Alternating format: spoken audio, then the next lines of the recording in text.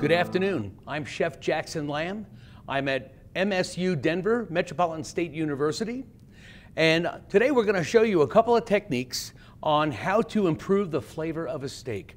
There's three main components we're going to take a quick look at. That is using a dry rub, using a marinade, and using a tenderizing method. So let's begin with the dry rub. I've got a dry rub right here, which is a common rub. We find this great use in barbecue, if we're doing brisket or if we're doing steaks on the grill. This rub that I've made consists of brown sugar, I've got kosher salt, I've got coarse black pepper, and I've got garlic over here. And what we've done with this dry rub, we put this together in the bowl. The basis of being brown sugar, it's going to add a little sweetness to the meat. It's going to caramelize in the cooking process, and that will improve the flavor of the steak. And really what we do is we take that steak, we're going to put it into this combination of ingredients that we put together, and a dry rub is just that. We're going to go ahead and we're going to coat this steak with this flavor, okay?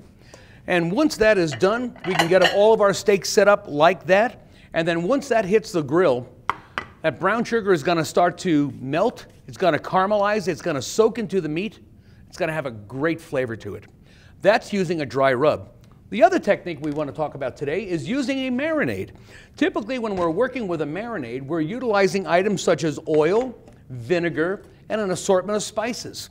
It's important in a marinade that you're utilizing a vinegar or some sort of acid, because what we want to do is we want that acid to permeate the flavor of the meat. So literally what we would do with this combination of oil and vinegar, a vinaigrette dressing if you will, we're going to take a steak, we're going to go ahead and we're going to put it in that marinade. We're going to go to both sides, we're going to let it sit for a couple of minutes, okay? And once we bring that out, this marinated steak, again, will be grilled, and it's wonderful. The third item that I want to show you today is what do you do if you have a piece of meat that is not a beautiful New York steak like these? Well, we have a special tool for that in our industry, and it's called a jacquard. This item here has 30 tiny needle-like knives, if you will. And if we had a piece of meat such as a top round or a bottom round, tough piece of meat, what we would do is we're going to put this over the meat and we're going to allow these knife blades to permeate the meat like so. And as we make 30 holes every time we pass the meat, we're going to go in the other direction now. And ladies and gentlemen, using a jacquard, that is how we will tenderize a tough piece of meat. There is another method on tenderizing meats, and that is using the old school method of a mallet, a meat mallet, to tenderize the meat.